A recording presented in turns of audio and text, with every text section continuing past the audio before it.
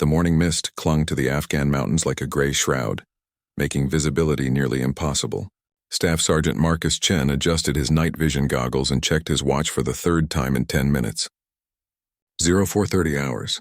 The SEAL team had been positioned on this ridge for 6 hours, waiting for their target to show. Below them, the valley stretched out like a moonlit carpet, dotted with small villages and winding dirt roads. Intelligence reports indicated that a high-value target would be moving through this area before dawn, traveling in a convoy of 3 black SUVs. The mission was simple in theory but dangerous in execution. Capture or eliminate the terrorist leader known only as the engineer responsible for designing the improvised explosive devices that had killed dozens of American soldiers. Chen wiped the sweat from his forehead despite the cool mountain air. This was his 4th deployment to Afghanistan, and he had learned to trust his instincts. Something felt different about this mission. The intelligence seemed too clean, too perfect. In his experience, nothing in this war-torn country ever went according to plan. Eagle 1, this is Overwatch, came the crackling voice through his radio earpiece. Do you have eyes on the target area? Chen pressed the transmit button on his radio.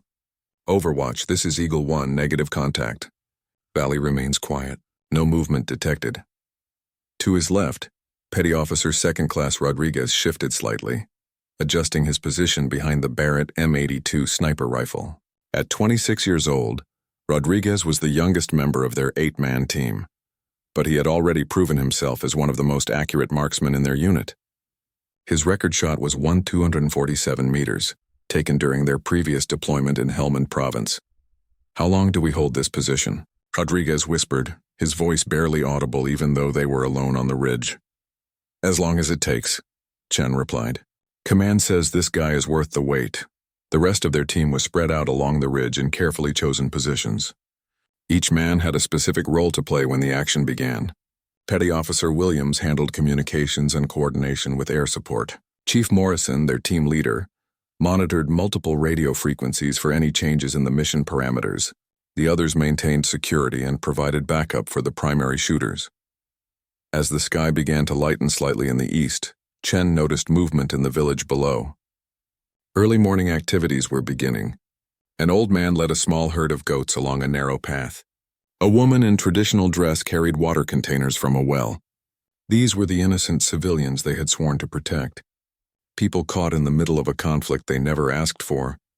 Chen's thoughts were interrupted by a sudden transmission from their forward observer, positioned 2 kilometers to the south. Eagle 1, this is Scout. I have movement on the southern approach road. 3 vehicles traveling north at moderate speed.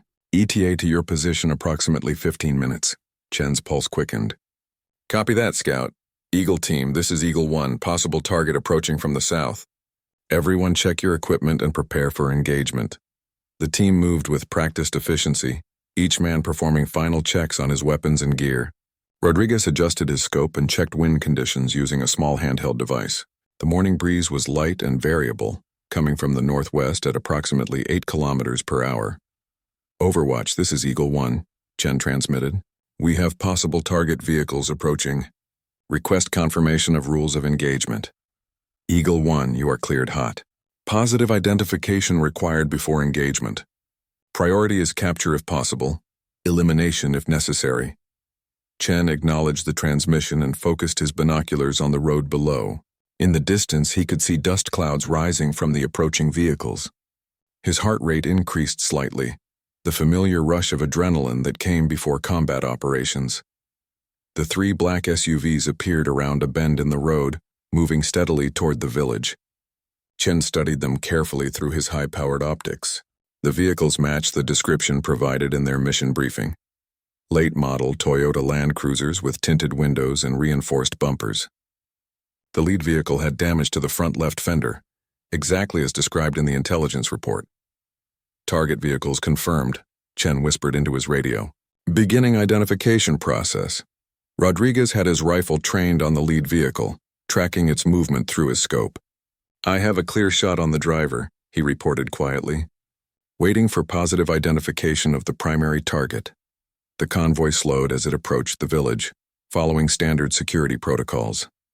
Chen knew that the engineer was paranoid about American surveillance and always traveled with extensive security measures. The man had survived 3 previous attempts to capture or kill him, earning a reputation as one of the most elusive targets in the region. Through his binoculars, Chen watched as the middle vehicle's rear window rolled down slightly. A figure in the back seat became partially visible, but the distance and angle made positive identification impossible. "I need a better look," Chen muttered to himself. He reached for his spotting scope, a more powerful optical device that would give him the magnification needed to identify faces from their current position. As he adjusted the focus, the convoy stopped completely. Something had caused them to halt their movement, though Chen couldn't immediately determine what. The vehicles remained stationary for several minutes, their engines still running. "Scout, this is Eagle 1. Do you see any reason for the convoy to stop?" "Negative, Eagle 1. Road appears clear from my position." Chen felt a knot forming in his stomach. In his experience, when things didn't go as expected during a mission, it usually meant trouble. Either the enemy had detected their presence or something else was happening that they weren't aware of. "Rodriguez, keep your sights on that middle vehicle," Chen ordered. "If this goes sideways, we might need to take the shot quickly." "Roger that," Rodriguez replied, his voice steady and professional despite the tension. The convoy remained motionless for another 5 minutes before the lead vehicle began moving again. As they approached the center of the village, Chen got his first clear look at the occupants. The rear passenger in the middle vehicle was definitely their target. The angular face and distinctive beard matched the photographs they had studied during mission preparation. "Positive identification confirmed," Chen transmitted.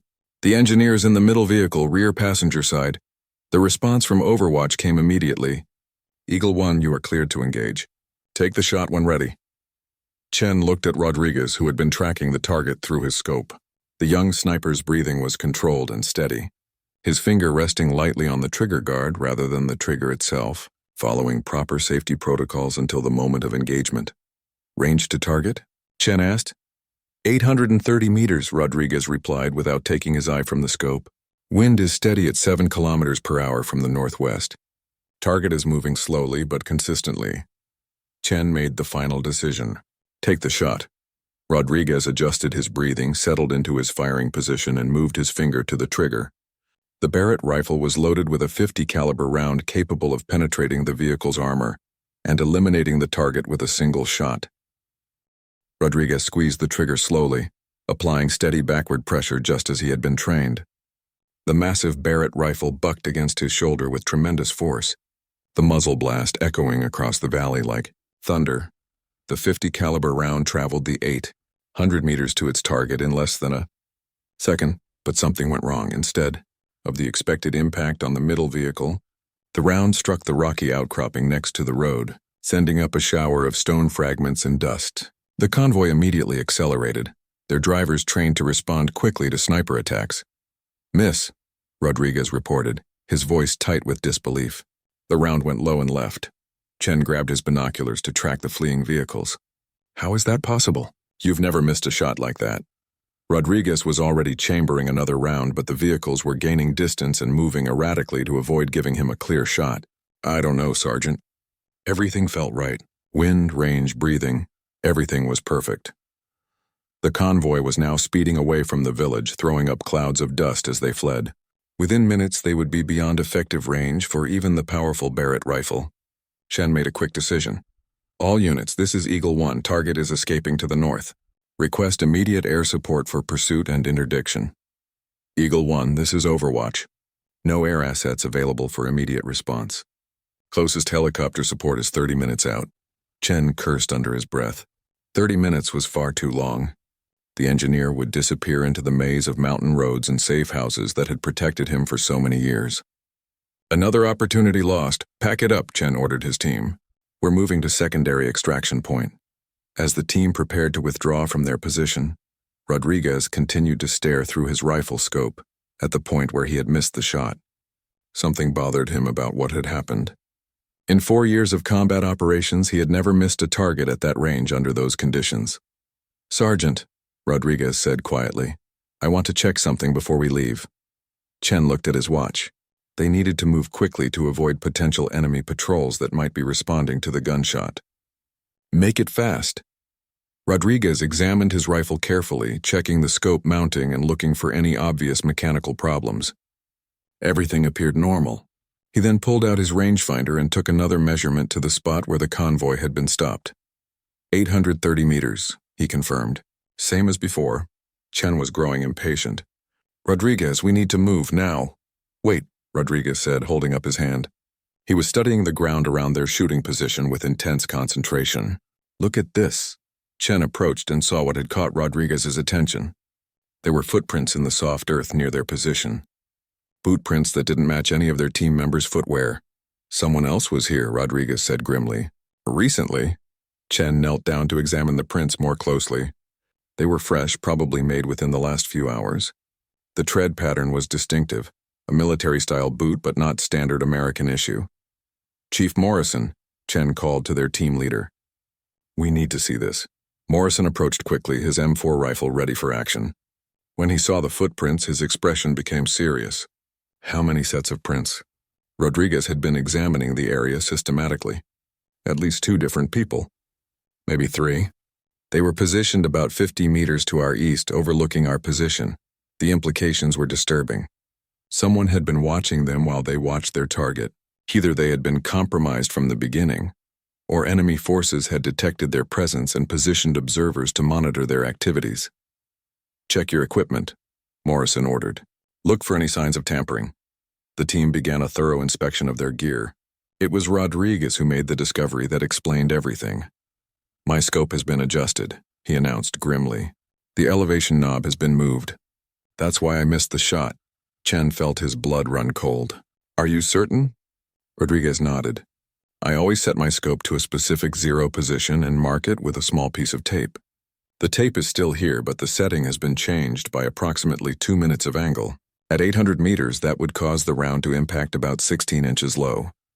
Morrison was already on his radio, calling for immediate extraction. Overwatch, this is Eagle 1 Actual. We have been compromised. Request emergency extraction at primary LZ. Eagle 1 Actual, what is your status? Unknown enemy forces infiltrated our position during the night. Our equipment was sabotaged. Mission failure due to compromise.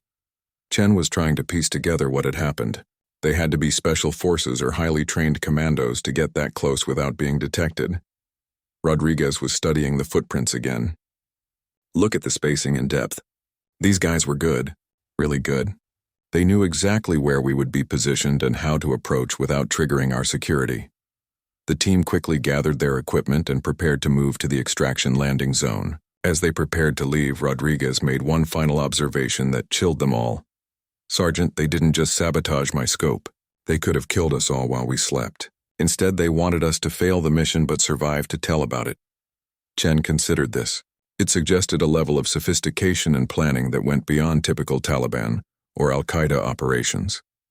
Someone had known about their mission in advance and had positioned assets to ensure its failure. Move out, Morrison ordered. We'll sort this out back at base. As the team began their trek to the extraction point, Rodriguez couldn't shake the feeling that they were still being watched. Several times he thought he caught glimpses of movement in the rocks above them. But whenever he looked directly, there was nothing there. The extraction helicopter arrived 20 minutes later, a UH-60 Black Hawk with door gunners scanning the surrounding terrain for threats. As the team climbed aboard, Chen looked back at the ridge where they had spent the night. Did anyone else see movement up there? Rodriguez asked, pointing to a cluster of rocks about 300 meters from their former position. Chen followed his gaze and saw what looked like a figure moving between the rocks. Just for a moment, and then it was gone. Someone's definitely tracking us, Morrison confirmed, but they're staying back, not engaging. As the helicopter lifted off and banked toward their base, Rodriguez continued to stare out the window at the rugged terrain below. Somewhere down there, highly skilled operators had outmaneuvered an elite SEAL team without firing a single shot. Who do you think they were? Rodriguez asked Chen over the helicopter's intercom system. Chen shook his head. I don't know. But whoever they were, they're better than anything we've faced before. Back at the base, the mission debrief would raise more questions than answers. The intelligence that had led them to the convoy was accurate, but somehow the enemy had known they were coming. The precision with which Rodriguez's scope had been adjusted suggested intimate knowledge of American sniper equipment and techniques. Most disturbing of all was the realization that their mysterious adversaries had chosen to humiliate them rather than eliminate them. In the deadly game of special operations, that kind of psychological warfare suggested opponents who were playing by different rules entirely. As the helicopter flew toward base, none of the SEAL team members could have imagined that their encounter with the unknown enemy was just the beginning of a much larger and more dangerous game. 3 days after the failed mission, Rodriguez sat in the base armory methodically cleaning his Barrett rifle for the 3rd time. The weapon was already spotless, but the repetitive motion helped him think. Something about their encounter on the ridge continued to bother him, beyond the obvious fact that someone had sabotaged his equipment. Chief Morrison entered the armory carrying a thick manila folder marked with red classification stamps. His expression was serious, the kind of look that meant new intelligence had arrived. "Rodriguez, I need you to look at something," Morrison said, setting the folder on the workbench. "Intelligence thinks they might have identified who we encountered on that ridge." Rodriguez set down his cleaning kit and opened the folder. Inside were several black and white photographs, obviously taken with long-range surveillance equipment. The images showed men in military gear moving through mountainous terrain, but their faces were partially obscured by face coverings and the angle of the shots. "These were taken by a drone about 6 hours after our extraction," Morrison explained. "Same general area where we were operating." Rodriguez studied the photographs carefully. The men in the images were clearly well-trained and well-equipped. Their movement patterns and positioning suggested special forces training, but something about their gear was different from what he expected. "Their weapons," Rodriguez observed. "Those look like Russian-made rifles, and that body armor isn't standard NATO issue." Morrison nodded grimly. "That's what caught intelligence's attention. We think we're dealing with Spetsnaz operators." Rodriguez looked up from the photographs. Spetsnaz were Russian special forces among the best-trained soldiers in the world. If Russian operatives were operating in Afghanistan, it represented a significant escalation in the complexity of the conflict. "What would Russians be doing protecting the engineer?" Rodriguez asked. "That's the million-dollar question," Morrison replied. "Either they're providing direct support to high-value terrorist targets, or there's something about the engineer that we don't understand." Rodriguez returned his attention to the photographs. In one image, he could see what appeared to be specialized sniper equipment. The rifle looked like a Dragunov SVD, but with modifications he didn't recognize. "Chief, look at this," Rodriguez said, pointing to the photograph. "That sniper's position. It's exactly where someone would need to be to observe our position on the ridge." Morrison examined the image more closely. "You think this is the guy who sabotaged your scope?" "It's possible. The angle is right, and the distance would be manageable for someone with the right equipment and training." A new voice interrupted their conversation. "Gentlemen, we need to talk." They turned to see Colonel Sarah Mitchell, the base intelligence officer, standing in the doorway. Mitchell was a 20-year veteran with multiple deployments in Iraq and Afghanistan.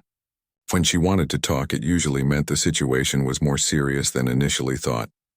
"Ma'am," Morrison and Rodriguez said simultaneously, standing at attention. "At ease," Mitchell said, closing the armory door behind her. "What we're about to discuss is classified at the highest levels. Rodriguez, your failed shot 3 days ago has triggered a significant intelligence review." She opened her own folder and spread several documents on the workbench. "The engineer isn't just a bomb maker. According to signals intelligence gathered over the past 6 months, he's been in direct communication with foreign military advisors." Rodriguez studied the documents, which appeared to be transcripts of intercepted radio communications. The conversations were in Arabic, but English translations were provided in the margins.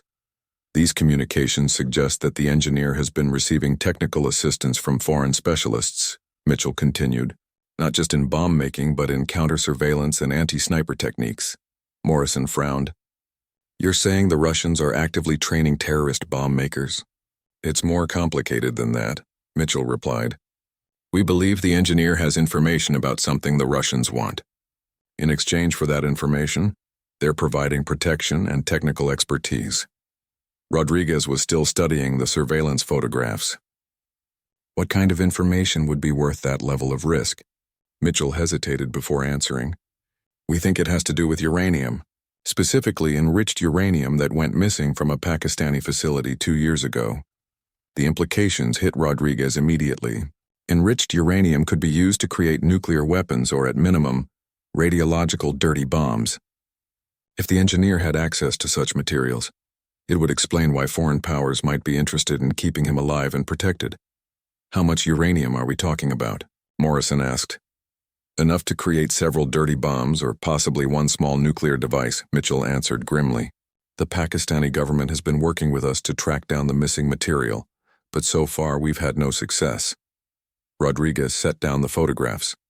So when I missed that shot, I didn't just let a bomb maker escape. I let someone with nuclear materials get away. That's our working theory, Mitchell confirmed, which is why your next mission is going to be different. She pulled out a map of the region and spread it on the workbench. Several locations were marked with red circles, connected by arrows showing possible movement routes. Intelligence suggests the engineer will be meeting with his foreign contacts at one of these 3 locations within the next week, Mitchell explained. We're not going to try to capture him this time. We're going to follow him and find out where the uranium is hidden. Morrison studied the map carefully. That's going to require a much larger operation. Surveillance teams, electronic intelligence, probably multiple extraction points. Exactly, Mitchell agreed. And Rodriguez, you're going to be our primary Overwatch sniper. But this time, we're going to make sure no one sabotages your equipment. Rodriguez felt a mixture of anticipation and apprehension. What's different about the security protocols? For starters, only 3 people will know the exact location of your shooting position. You, Morrison, and me, Mitchell replied. Second, your rifle will never leave your direct control from the moment you leave this room until the mission is complete. She handed Rodriguez a sealed container about the size of a briefcase. This contains a backup scope and ammunition that have been secured in our most restricted storage facility. If anyone tries to sabotage your primary equipment, you'll have a backup that only you have access to. Rodriguez accepted the container, noting its weight and the electronic lock mechanism. What about the Russian operatives? If they're as good as they seemed on the ridge, they'll detect our surveillance. We're counting on it, Mitchell said with a slight smile. We want them to know we're watching. The goal is to make them nervous enough to move the uranium to a more secure location, which will hopefully lead us to their main storage facility. Morrison looked skeptical. That's a dangerous game, ma'am. If we spook them too much, they might decide to use the uranium rather than move it. It's a calculated risk, Mitchell acknowledged, but right now we have no idea where the uranium is located. This might be our only chance to find it before it disappears completely. Rodriguez was already thinking about the tactical challenges of the new mission. If we're going to be conducting surveillance rather than direct action, we'll need different equipment and different positioning.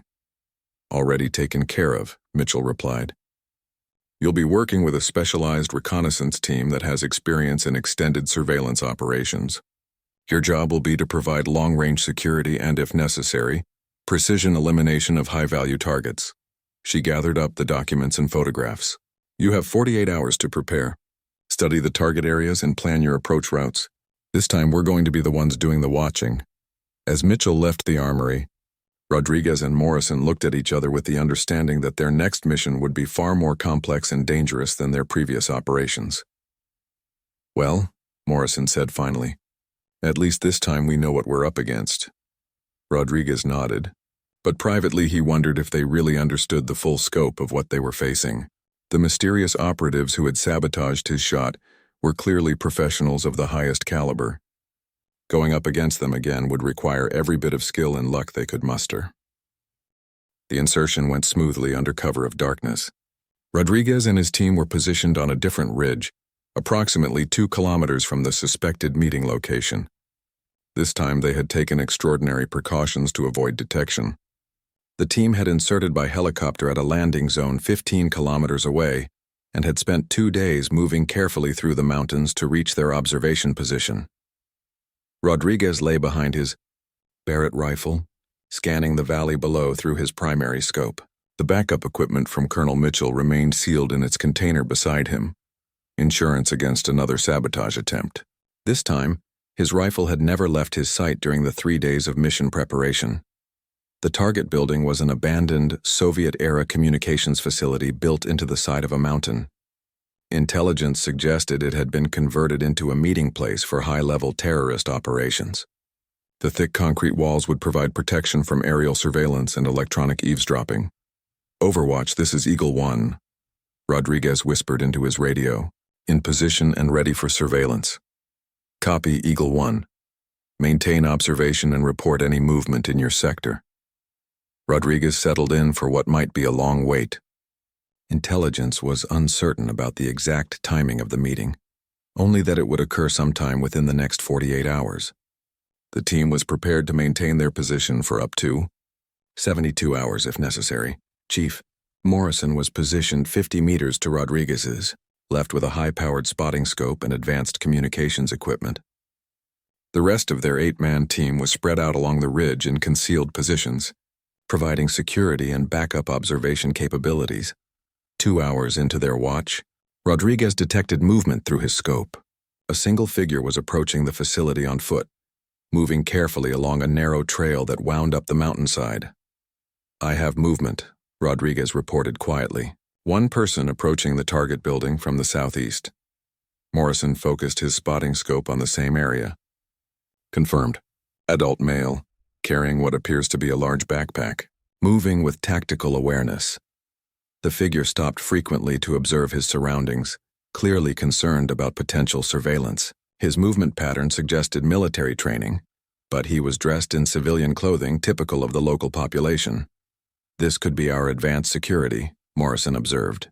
"Someone checking the location before the main group arrives." The man spent 30 minutes examining the area around the building before disappearing inside.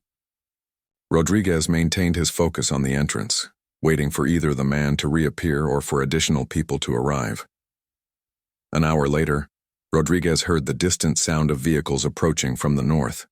Through his scope, he could see dust clouds rising from a mountain road that wound toward the facility. "Multiple vehicles approaching from the north," Rodriguez reported. "Count 3. No, 4 vehicles, moving slowly along the mountain road." Morrison was coordinating with their intelligence support team back at base. "Overwatch, this is Eagle 1 Actual. We have multiple vehicles approaching the target location. Request guidance on surveillance protocols." "Eagle 1 Actual. Maintain observation only unless directly threatened. Do not engage without specific authorization." The convoy of vehicles reached the facility and stopped in a cleared area that served as a makeshift parking area. Rodriguez counted 8 men exiting the vehicles, including one who matched the description of the engineer. "Target confirmed," Rodriguez whispered. "The engineer is on site." But what Rodriguez saw next surprised him. 3 of the men who exited the vehicles were clearly not local Afghan fighters. They were taller, with different facial features, and their equipment was distinctly foreign. "Morrison, are you seeing this?" Rodriguez asked. Morrison was studying the new arrivals through his spotting scope. "Confirmed. 3 foreign nationals, possibly Russian or Eastern European. They're carrying specialized communications equipment. One of the foreign operatives was setting up what appeared to be a sophisticated radio antenna on the roof of the facility. Another was conducting a security sweep of the perimeter with electronic detection equipment. They're checking for surveillance devices," Morrison observed. "These guys are professionals." Rodriguez continued to watch as the group conducted their security checks. He was impressed by their thoroughness and the quality of their equipment. After 30 minutes, the foreigners appeared satisfied that the area was secure, and the entire group disappeared inside the building. "All personnel have entered the target building," Rodriguez reported. Beginning extended surveillance. For the next 4 hours, there was no external activity around the facility.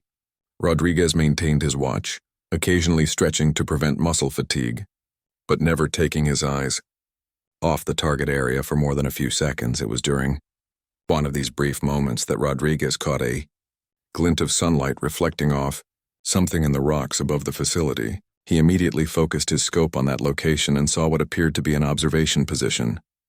"Morrison, we have company," Rodriguez whispered urgently. "There's another observation post about 800 meters northeast of the target building." Morrison shifted his spotting scope to the area Rodriguez had indicated. "I see it. Looks like at least 2 people with optical equipment. They're watching the same building we are." Rodriguez felt a chill of recognition. Those could be the same guys who sabotaged my rifle 3 days ago. "If they are, they know we're here," Morrison replied grimly. Rodriguez began scanning the surrounding terrain more systematically, looking for additional observation posts. Within minutes, he had identified 2 more positions where enemy observers might be located. "Chief, I think we're surrounded," Rodriguez said quietly. "There are multiple observation posts covering this entire valley." Morrison was already on his radio, calling for backup and possible extraction. "Overwatch, this is Eagle 1 Actual. We have detected multiple unknown observation posts in our area. Request immediate guidance. Eagle 1 Actual. Maintain your position unless directly threatened. Air support is being positioned for rapid response if needed." Rodriguez continued his surveillance of the various observation posts while maintaining watch on the primary target building. The situation was becoming increasingly complex, with multiple groups apparently conducting surveillance of the same location. After another hour, activity resumed at the target building.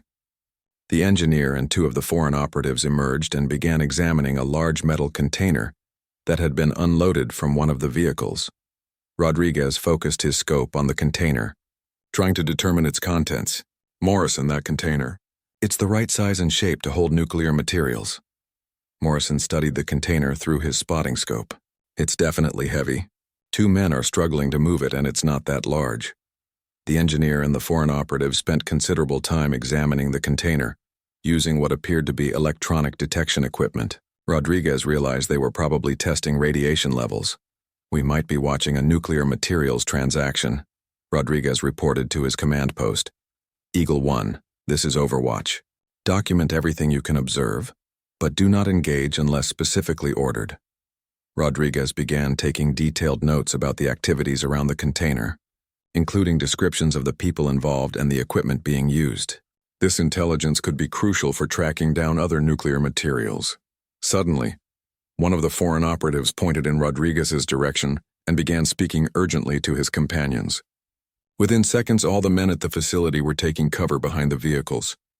"They've spotted us," Morrison announced. "Or at least they suspect we're here." Rodriguez kept his rifle trained on the facility while scanning for immediate threats.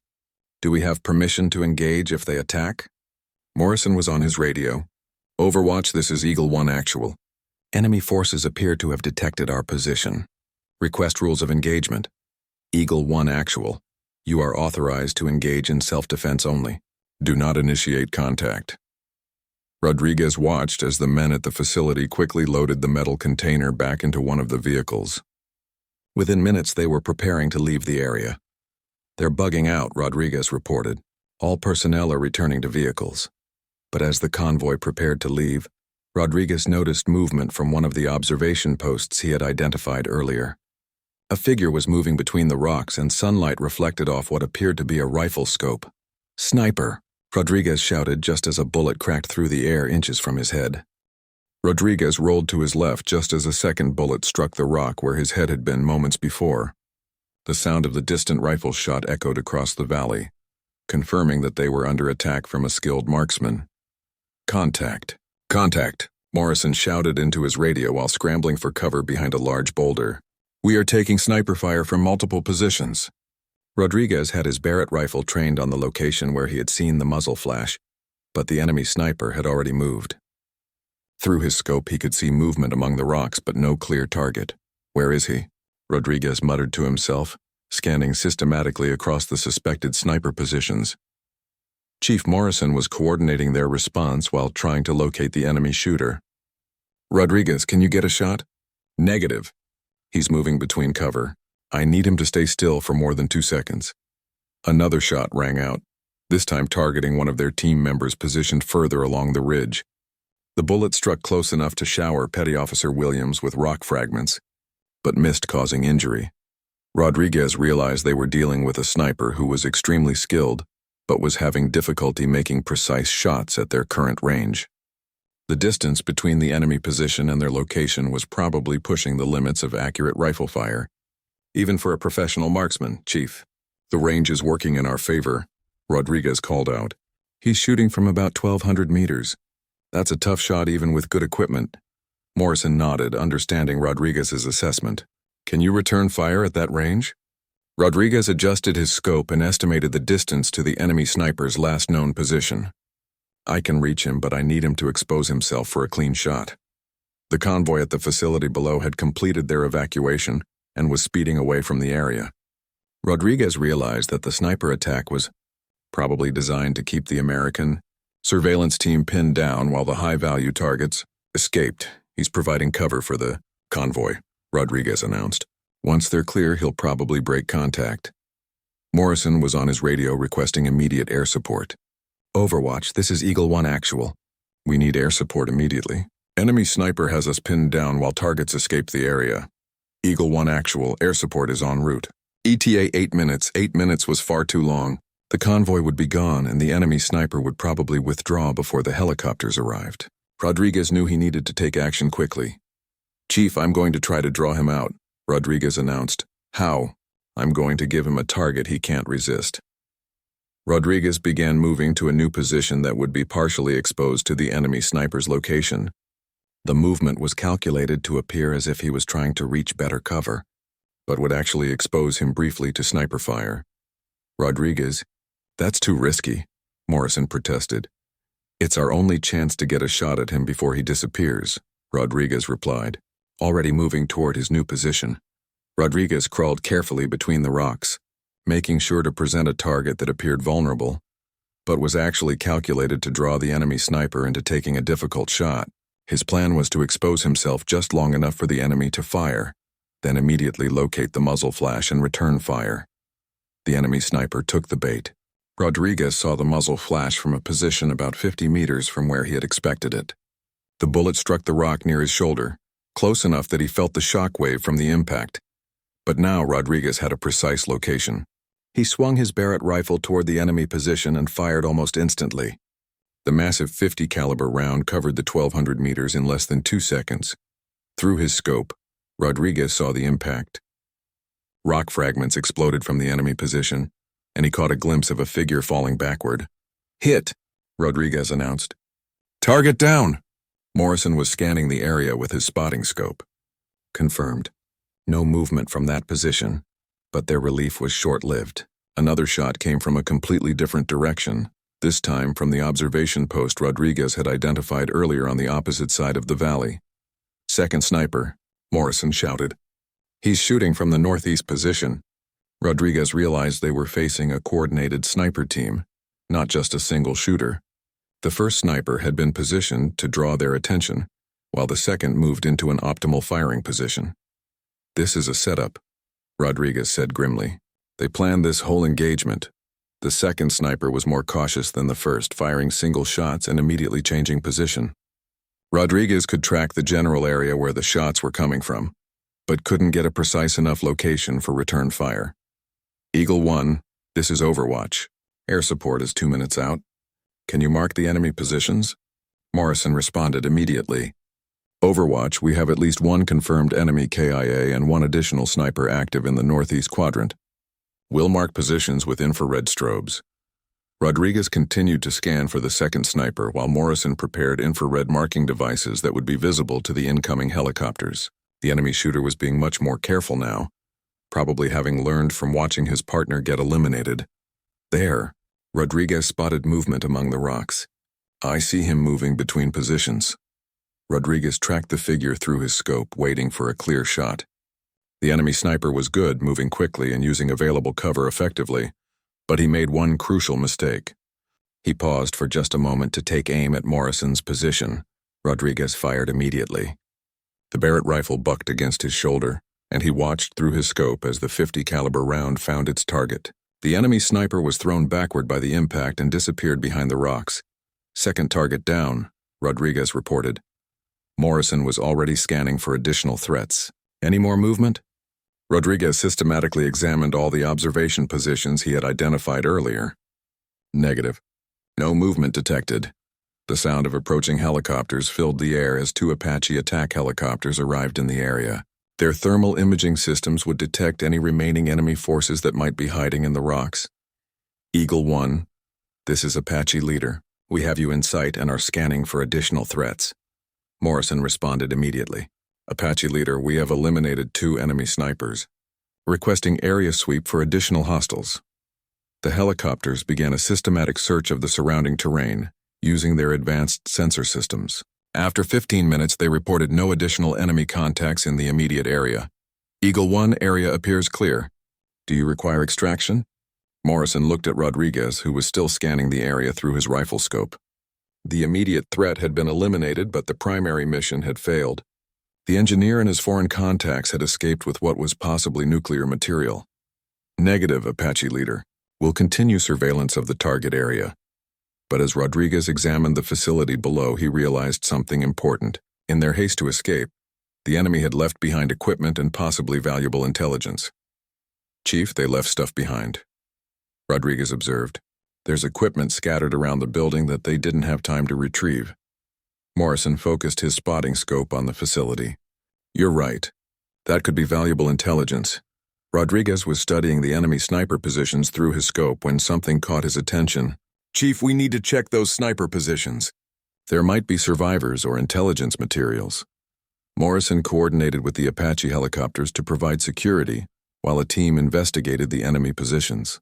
What they found would change their understanding of the entire operation.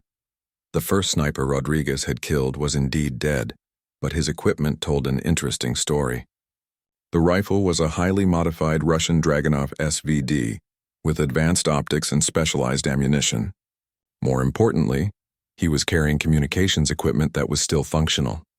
This radio is set to frequencies that aren't used by local insurgent groups. Morrison observed as he examined the captured equipment. Rodriguez was examining the second sniper position when he made an even more significant discovery. Chief, you need to see this. Hidden among the rocks was a small electronic device that Rodriguez recognized as a satellite communication terminal. The device was still active and appeared to be transmitting data. They were reporting our positions in real time to someone, Rodriguez realized. This whole operation was being monitored remotely. Morrison understood the implications immediately, which means whoever is running this operation knows exactly how we conduct surveillance missions. As they gathered the captured equipment and prepared for extraction, Rodriguez couldn't shake the feeling that they had won a small battle, but were losing a much larger war. The enemy they were facing was sophisticated, well-equipped, and apparently had detailed knowledge of American military tactics and procedures. Back at base, the intelligence analysis of the captured equipment revealed disturbing information. The satellite communication terminal had been transmitting detailed reports about American patrol routes, surveillance positions, and operational procedures to a location somewhere in Eastern Europe. Colonel Mitchell briefed Rodriguez and Morrison in a secure conference room 3 days after their firefight with the enemy snipers. The walls were covered with maps, photographs, and communication intercepts that painted a picture of a sophisticated intelligence operation. The communications device you recovered has given us our first real break in this case, Mitchell began. We've been able to track some of the transmissions back to their source. She pointed to a map of Eastern Europe with several red circles marked on it. The signals were being relayed through multiple locations, but they all trace back to a facility in Belarus that we know is used by Russian military intelligence. Rodriguez studied the map. So we're definitely dealing with Russian operatives? It's more complicated than that, Mitchell replied. The equipment and tactics suggest Russian training, but some of the personnel appear to be from other countries. We think we're looking at a multinational team of specialists, Morrison frowned. What would justify that level of international cooperation? Mitchell opened another folder containing photographs and documents. Remember the missing uranium we discussed? We now believe it's part of a larger operation involving multiple countries that are hostile to American interests. The photographs showed what appeared to be scientific equipment and laboratory facilities. Rodriguez recognized some of the equipment from his previous career as an electronics technician before joining the Navy. This looks like uranium processing equipment, Rodriguez observed. Exactly, Mitchell confirmed. Intelligence suggests that multiple terrorist groups have been working together to acquire nuclear materials and the expertise needed to weaponize them. She showed them an organizational chart that revealed connections between various terrorist groups, foreign intelligence services, and criminal organizations. The complexity of the network was staggering. The engineer isn't just a bomb maker, Mitchell continued. He's a coordinator who has been bringing together different groups to work on a common project. Rodriguez felt a chill as he realized the implications. You're talking about a nuclear terrorist attack. That's our assessment, Mitchell said grimly. And based on the intelligence we've gathered, They're much closer to achieving their goal than we previously thought. Morrison studied the organizational chart. What's our next move? If these people are as sophisticated as they appear, traditional military operations might not be effective. Mitchell's expression became even more serious. That's why we're implementing a new approach. Instead of trying to capture or eliminate individual targets, we're going to infiltrate their network. She produced a new set of documents marked with the highest security classifications. Rodriguez, your performance during the sniper engagement has brought you to the attention of some very senior people. You're being considered for a special assignment. Rodriguez looked at the documents, which appeared to be personnel files and mission briefings. What kind of special assignment? Deep cover infiltration, Mitchell replied. We need someone who can pass for a military contractor or mercenary. Someone with demonstrated sniper skills who could credibly offer services to hostile organizations. The idea of going undercover among terrorist groups and foreign intelligence operatives was both intriguing and terrifying. Rodriguez had the skills and experience that would make him valuable to such organizations, but the risks would be enormous. How long would such an assignment last? Rodriguez asked. Potentially several months, Mitchell answered. Long enough to identify key personnel, locate nuclear materials, and gather intelligence about planned attacks. Morrison looked concerned. That's an extremely dangerous mission. If Rodriguez is discovered, there would be no way to extract him. We understand the risks, Mitchell acknowledged, but conventional military operations have failed to penetrate this network. We need someone on the inside. Rodriguez considered the proposal carefully. His military training had prepared him for dangerous missions, but nothing quite like this. Going undercover would mean cutting all ties with his unit and operating completely alone in hostile territory. What would be my cover story? Rodriguez asked. Mitchell opened another file containing false identity documents and background information. You would be Marcus Chen, a former military sniper who was discharged for insubordination and has been working as a freelance contractor in various conflict zones. The cover identity was detailed and convincing. Rodriguez studied the fabricated service record, which included enough real information to withstand casual scrutiny while providing plausible reasons for why he might be willing to work with hostile organizations. Your reputation as a sniper would be your primary qualification, Mitchell explained. These organizations are always looking for skilled marksmen, and your demonstrated abilities would make you valuable to them. Rodriguez realized that his missed shot 3 days earlier, followed by his successful elimination of 2 enemy snipers, had actually enhanced his reputation among intelligence circles. The combination of human fallibility and professional skill made him appear more credible as a potential defector. How would I make contact with the network? Rodriguez asked. Mitchell produced photographs of several individuals who were known to recruit mercenaries and contractors for hostile organizations. We've identified several intermediaries who could serve as entry points into the network. One of the photographs showed a man Rodriguez recognized from their surveillance mission. That's one of the foreign operatives who was at the facility with the engineer. His name is Viktor Petrov, Mitchell confirmed. Former Spetsnaz operator who now works as a recruiter and coordinator for various organizations. He would be your primary target for initial contact. Rodriguez studied Petrov's photograph and background information. The man had an impressive military record and appeared to be highly respected within the international mercenary community. Petrov operates out of several locations in Central Asia, Mitchell continued. He's known to frequent certain establishments where military contractors gather to find work. Morrison was reviewing the mission parameters. What kind of support would Rodriguez have during this operation? Minimal, Mitchell replied honestly. Once he's undercover, we can't risk any contact that might compromise his cover. He would be completely on his own until the mission is complete, or he manages to extract himself. Rodriguez understood the gravity of what was being proposed.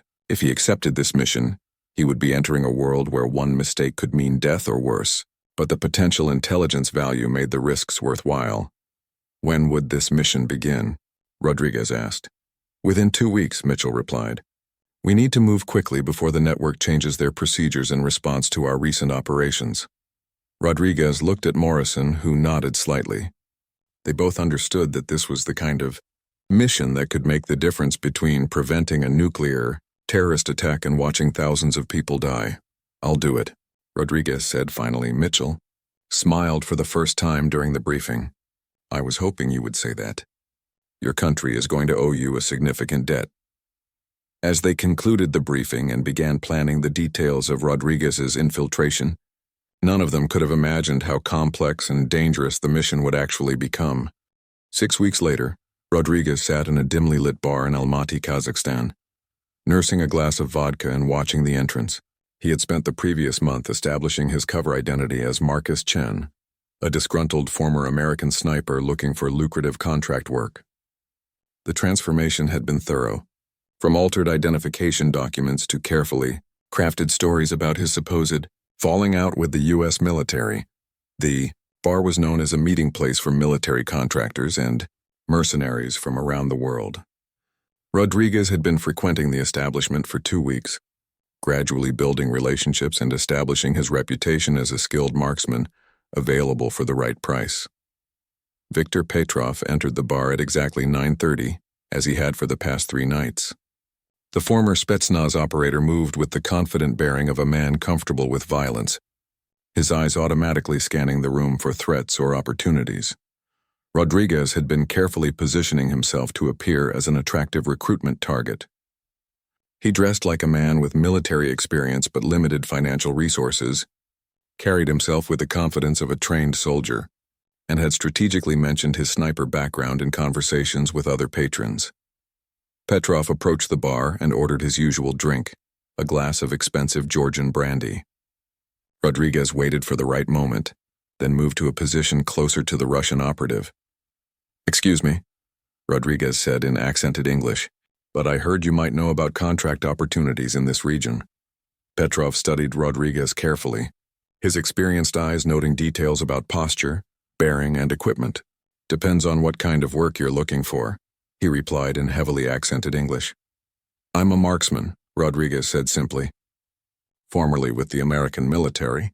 Now I work for whoever pays the best." Petrov's interest was clearly piqued. American military? What unit? Rodriguez had prepared for this question extensively. Naval Special Warfare SEALs had some disagreements with my commanding officers about acceptable targets. The cover story was designed to suggest that Rodriguez had been dismissed for being too willing to take morally questionable shots, making him potentially valuable to hostile organizations while explaining any gaps in his knowledge about classified operations. "What kind of disagreements?" Petrov asked. Rodriguez leaned closer, lowering his voice. "They thought some targets were off limits. I thought anyone shooting at Americans was fair game, regardless of age or civilian status." Petrov nodded approvingly. This was exactly the kind of attitude that terrorist organizations looked for in potential recruits. "What's your longest confirmed kill?" 1,400 meters, Rodriguez replied, citing a distance that was impressive but not unbelievable. "Taliban commander in Afghanistan. One shot through a window while he was meeting with village elders." Petrov was clearly interested now. He gestured for Rodriguez to join him at a corner table where they could speak more privately. "I might know of some opportunities," Petrov said carefully, "but they would require absolute discretion and willingness to work with international partners." Rodriguez nodded. "I'm not particular about politics. Money is money." Over the next hour, Petrov probed Rodriguez's background and motivations with the skill of a professional intelligence operative. Rodriguez had been thoroughly prepared for this interrogation, with carefully constructed answers that would pass scrutiny while positioning him as a valuable recruit. "There's a group I work with occasionally," Petrov finally said. "They're planning some operations that require precision marksmanship. The pay is excellent, but the work can be politically sensitive." Rodriguez feigned interest while internally feeling a mixture of excitement and apprehension. "What kind of operations?" "Security for high-value meetings. Elimination of specific targets. Counter-surveillance against American and European intelligence services." Rodriguez realized that Petrov was describing exactly the kind of work that his SEAL team had been encountering. The man sitting across from him was probably responsible for the sophisticated opposition they had faced. "That sounds like the kind of work I'd be good at," Rodriguez said. "When do I start?" Petrov smiled. "First, you need to demonstrate your abilities. There's a shooting range outside the city where we test potential recruits. Tomorrow morning, 10 o'clock. Rodriguez agreed to the test, knowing that his actual skills would easily pass any marksmanship evaluation. The challenge would be performing well enough to gain acceptance while not appearing suspiciously skilled. The next morning, Rodriguez arrived at a remote facility that appeared to be a legitimate shooting range, but was clearly being used for military training. Several other men were present, including two who looked like the foreign operatives he had observed during his previous missions. Petrov introduced Rodriguez to the group as a potential addition to their team. The shooting test began with standard marksmanship exercises at ranges from 100 to 800 meters. Rodriguez performed well, but not perfectly, deliberately missing a few shots to appear more human while demonstrating clear professional competence. The observers were impressed but not suspicious. "Now for the real test," Petrov announced, pointing to a target at 1,200 meters. 3 shots, any position you choose." Rodriguez studied the target through a provided rifle scope, noted wind conditions, and selected a prone shooting position. His first shot was a near miss, deliberately placed just outside the target area. His second shot hit the edge of the target zone. His third shot was a perfect center hit. "Acceptable," Petrov said with approval. "You're hired." Over the following weeks, Rodriguez was gradually integrated into the network of international operatives working against American interests. He learned about planned operations, identified key personnel, and gathered intelligence about the location of nuclear materials. The information he gathered was staggering. The network included operatives from Russia, Iran, North Korea, and several other countries, all working together to acquire and weaponize nuclear materials for terrorist attacks against Western targets. Rodriguez discovered that the missing uranium was being stored in a facility in the mountains of Tajikistan, heavily guarded by International Special Forces personnel. The plan was to create multiple dirty bombs for simultaneous attacks on American and European cities. But as Rodriguez gathered more intelligence, he realized that his cover was becoming increasingly precarious. Petrov and his associates were highly suspicious individuals who constantly tested their subordinates' loyalty and backgrounds. 3 months into his infiltration, Rodriguez received his most dangerous assignment yet. He was ordered to participate in an operation to eliminate an American intelligence officer who had gotten too close to their network. The target was Colonel Sarah Mitchell. Rodriguez realized that his former commanding officer had been identified as a threat to the network, probably because of her success in analyzing the intelligence from his previous missions. He was being ordered to kill the woman who had sent him on this undercover mission. Sitting in another anonymous hotel room, Rodriguez faced the most difficult decision of his military career. If he refused the assignment, his cover would be blown and he would likely be killed before he could escape. If he accepted, he would have to find a way to protect Mitchell while maintaining his infiltration of the network. He decided to accept the mission while secretly planning to warn Mitchell and extract himself from the undercover operation. But as he prepared for what he knew would be his final mission, Rodriguez couldn't shake the feeling that he was walking into a trap that had been carefully laid by opponents who might be even more skilled than he had imagined. The final phase of his mission would test everything he had learned about survival, deception, and the thin line between loyalty and betrayal in the shadowy world of international espionage.